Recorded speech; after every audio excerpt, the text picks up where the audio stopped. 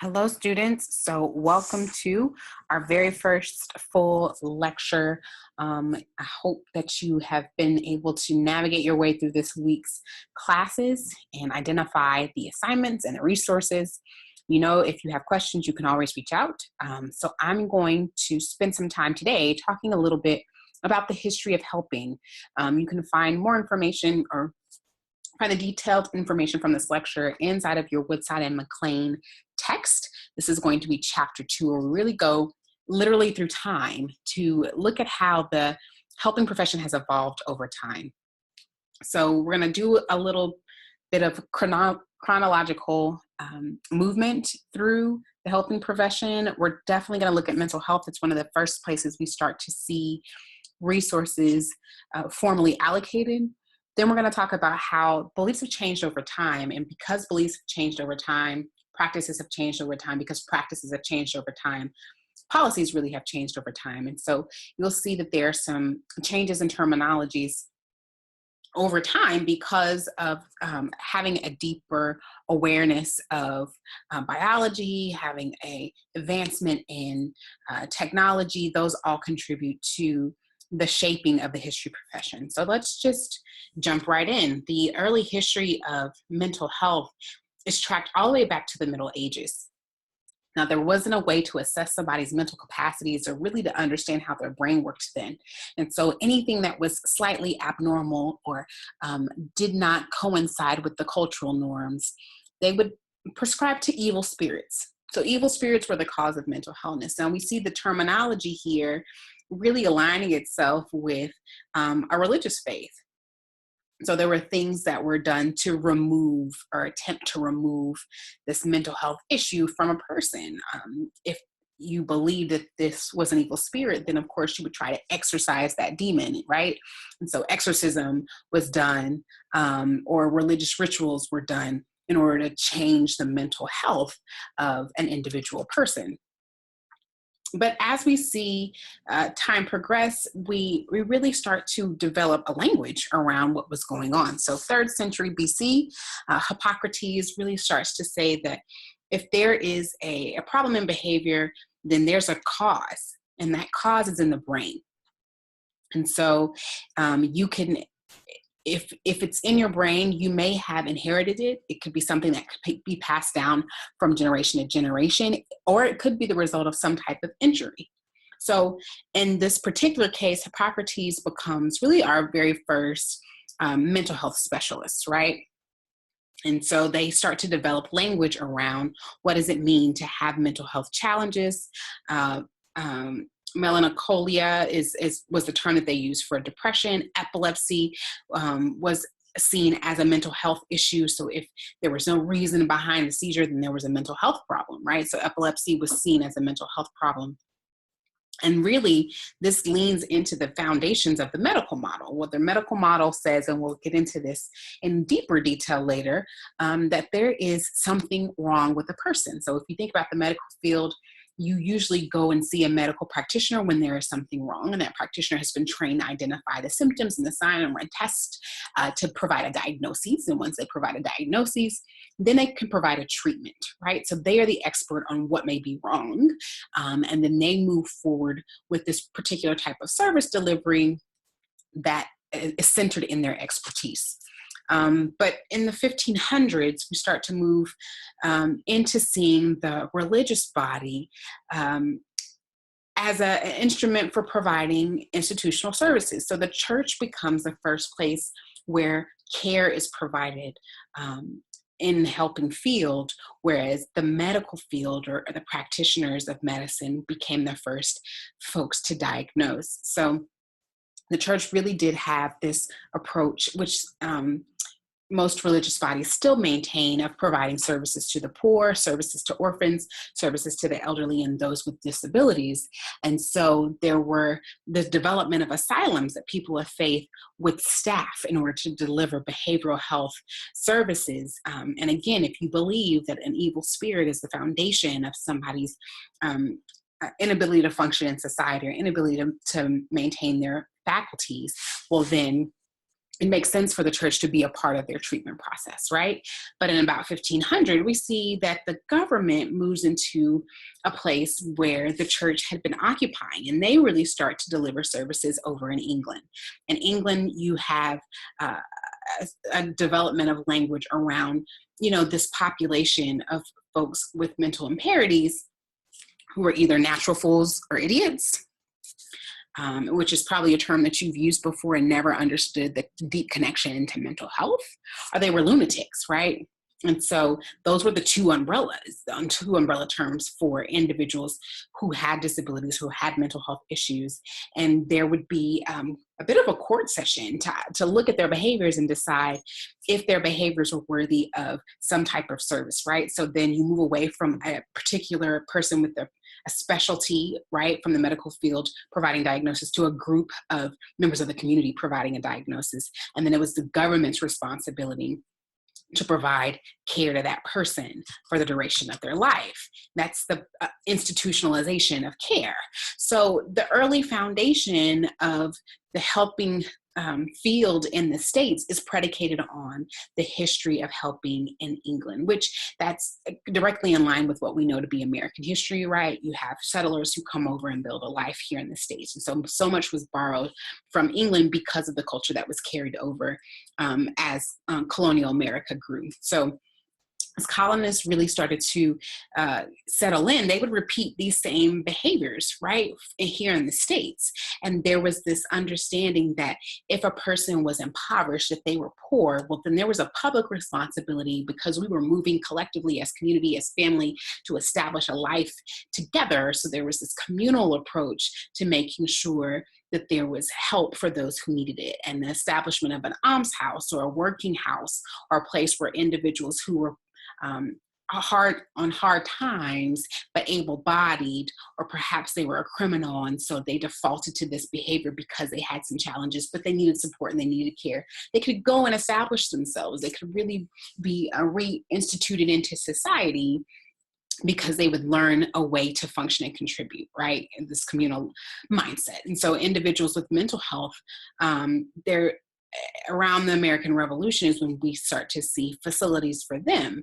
But prior to that, they were under the supervision of a family. Again, if you think that social abnormalities are the result of some type of evil spirit, if there's always this deep connection to faith, then there comes to be some social stigmas, right? So an abnormality or a non-mainstream behavior is something to be ashamed of. It could be a punishment from God for a particular sin of a parent, right, on a child. And so we start to see individuals with mental health in particular early 1700s, between the 1550s and early 1700s, they were locked away in attics and kept away from education and socialization because the belief was something had been done wrong in the family.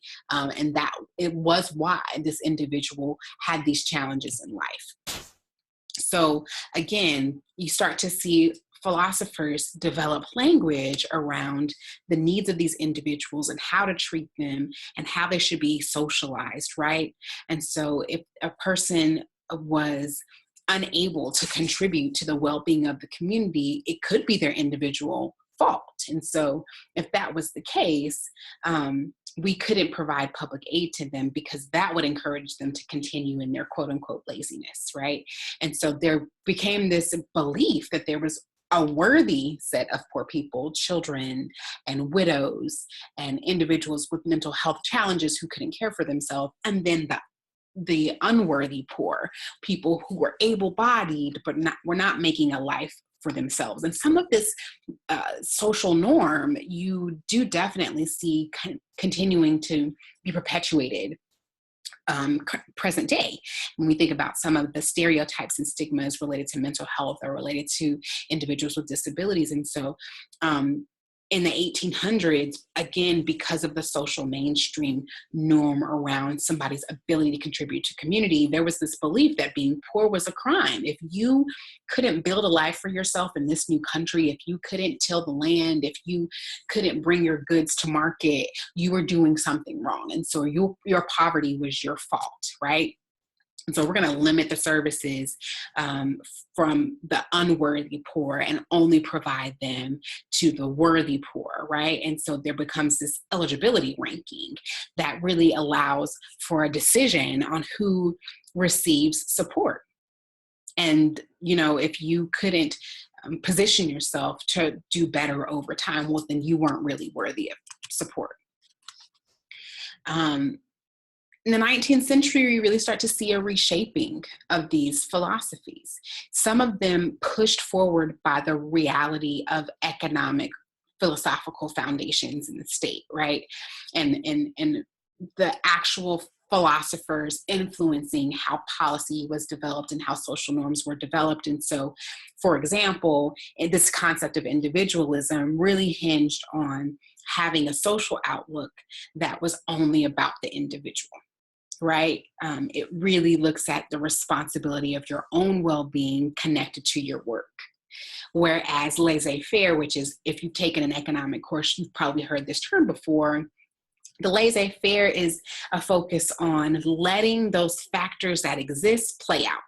Right? So society has a responsibility to individuals instead of an individual, and individualism having a responsibility to himself. Society has a responsibility to an individual. And so we live communally, and we all have to live and let live. If you, survival of the fittest really stems from an element of laissez-faire. So if we leave things alone, then it'll all shake out in the end, right? There will always be somebody who's a little worse off than somebody else, but that's how, socially we're going to move through these systems.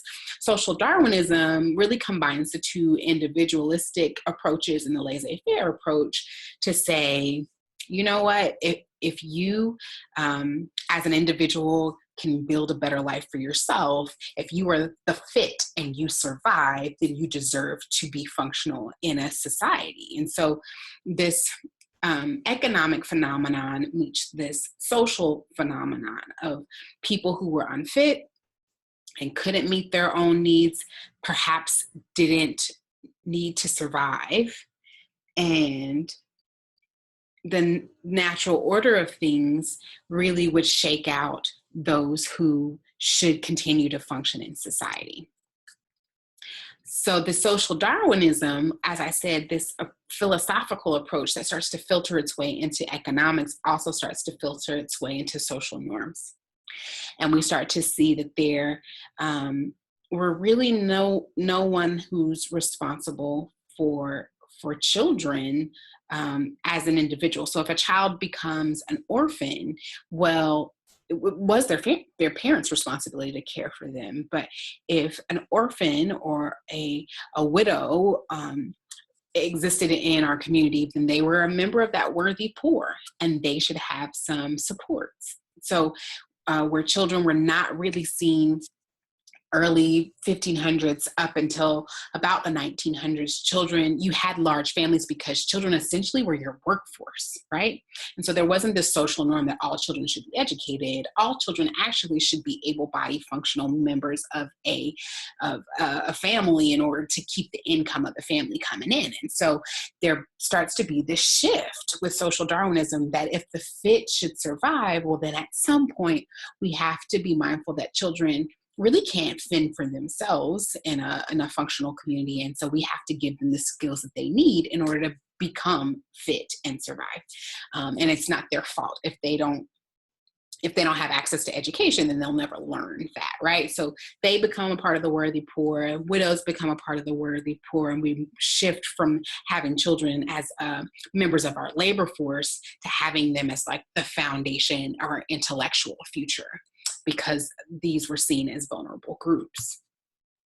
So one of the mothers of human service profession, and definitely like the forerunner of the field of social work, is Jane Addams. And Jane Addams was not only a woman who was dedicated to this new philosophy of like, there should be help provided to people, regardless of their station, regardless of their background, regardless of their means.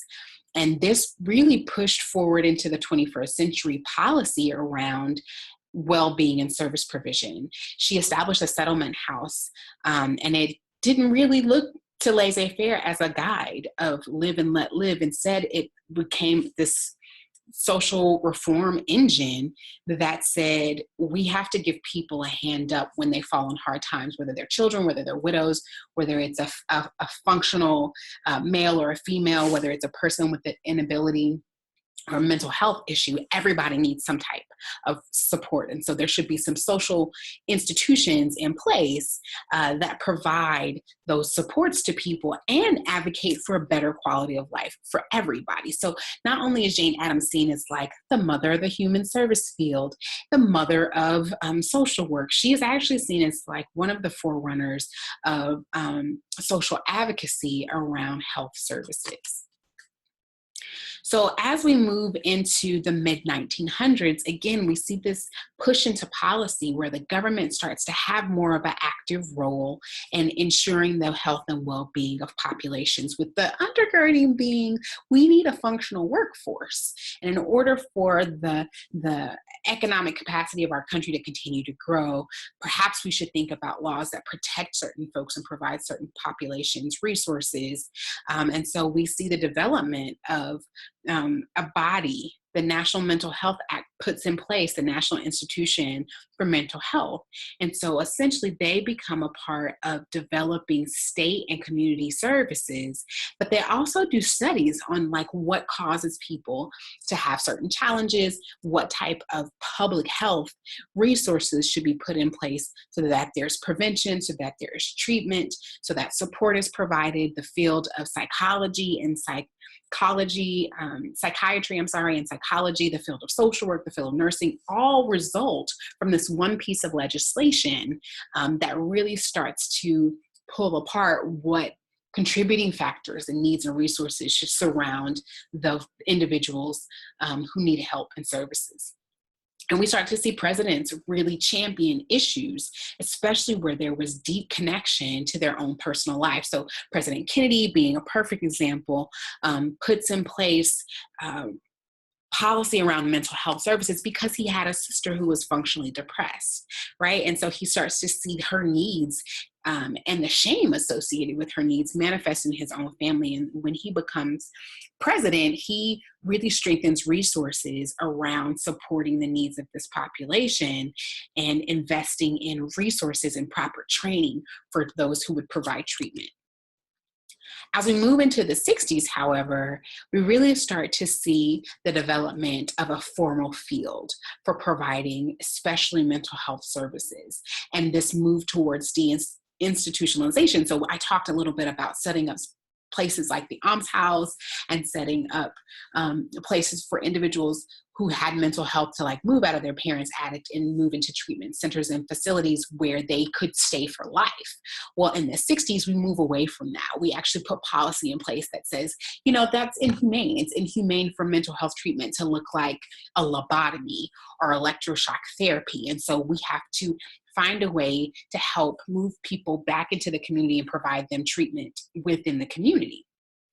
Or that they can go to outpatient care, which means they go in for a short amount of time and they leave. They're not sent off to an institution for the duration of their life.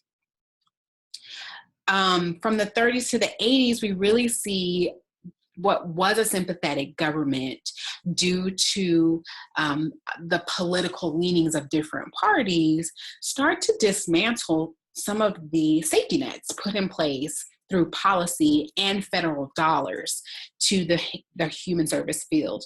A welfare starts to develop, but then we see it stripped away over time. Again, because we have this philosophy that undergirds the norm that decides who is worthy of care and assistance and who is unworthy. And in the 80s especially, we start to actually see a face put to those who receive different type of federal resources when they fall on hard times. And so there's stigma attached to not only needing support, but who receives the support, right? And who could have a quality of life that was reasonable, who was deserving. Welfare reform under Clinton really looked at like eliminating welfare. And so oftentimes we think about in terms of political parties, conservatives really being less supportive of social services. But here we have a Democratic president who actually dismantles elements of the welfare state, right? And so in 1996, we see the implementation of this Personal Responsibility and Opportunity Recognition Act, which essentially dismantles elements of TANF that would provide funds to working mothers and really pulls away funds from guaranteed funds from the government towards individuals who may need aid and fall into this category of air quotes poverty. So the nonprofit sector has developed immensely over time, but as you can see, as we did that chronological movement through time, there's always been the need and desire to support people. There's always been the issue of hunger. There's always been the issue of neglect and folks who have different types of inabilities or need mental health services, right? And so when we think about the development of the social sector or the nonprofit sector or the third sector, it has a number of different names. It has built over time with the observation that the need for these resources that help people navigate life, right? And navigate problems in life. They've always existed, and thus we needed to put some resources behind providing these services and training behind who gets to provide them and how and when and what's ethical. So really the entry of the nonprofit sector hinges on seeing these things progress over time. Now, there has always been a gap between what the government will provide and what actual social need is. And so the nonprofit or the third sector or the social sector steps in to provide resources that fill that gap. So the actual definition of a nonprofit is an agency that has this public purpose, right? And so it's not a government entity and it's not a business. It does provide services that provide a profit to the recipient, but they are not always for a fee. Now, there are some social service providers where their fees are associated. So I don't want you to think that all nonprofits work for free, that people don't get paid. That's definitely not the case. The social sector is funded through grants, through donations, through philanthropic partnerships, right? And so what sets them apart from the for-profit sector is that they're not shareholders. In a business, revenue comes into a business via shareholders. They provide the capital to get the business off the ground. And as the business grows, depending on how much capital they provide, they have shares in the success of that business. And so they will have the opportunity to cash in their shares to receive money back because they invested or continue to invest in a business. So the difference is for the nonprofit sector, because of the tax code, any funds that go into a nonprofit organization, someone can receive a tax write-off. And a 501c3, and there are a number of different 501 statuses, from C3 all the way up to 10, those funds are tax-free to those who donate it. But there is oversight. Just because they don't have shareholders doesn't mean that there's not oversight. So there is oversight. They usually have a board, but the board doesn't receive any monetary kickbacks for investing in the nonprofit or encouraging their peers or other philanthropic bodies to invest in a nonprofit. So that is really where that not-for-profit language comes from. Again, there's lots of different ways to refer to this field, but essentially it is a social service field that really focuses on meeting the needs that a government won't meet and that a business cannot. So we talked a little bit about this already. I got ahead of myself, but ultimately, a nonprofit organization really has a particular mission to help a particular population, and they set goals and they have values that really guide the work that they do in order to meet that need, that human need. Lots of things can be said about a nonprofit organization, right? And so that nonprofit status we talked a little bit about is a tax status. That's a tax status that's provided by a state. So it is possible for there to be a local nonprofit that is recognized by, for example, the state of Texas through the tax system for the state. It's also possible for a nonprofit, and one example will be, let's see, City Square. So City Square is a local Dallas-based nonprofit. They are recognized in their nonprofit status by the state of Texas. It's possible for a nonprofit, however, to exist nationally. So when we think about United Way is a national and actually an international nonprofit. So they have a nonprofit status within each state. They also have a federal nonprofit status because they are a nonprofit that works nationally. It is also possible for nonprofits to work internationally. So if we think about the Red Cross, that is an international nonprofit, right? And so again, you have the ability to pay into a nonprofit as a recipient of services or as a philanthropic partner, as somebody who gives to charity. And there is a tax write-off if you are a giver of some monetary or in-kind donation to a nonprofit. If you're a recipient of those services, you might pay a nominal or sometimes no fee for those services. So they, again, have a board of directors. Most of the time they have staff who are paid and then volunteers who are not paid.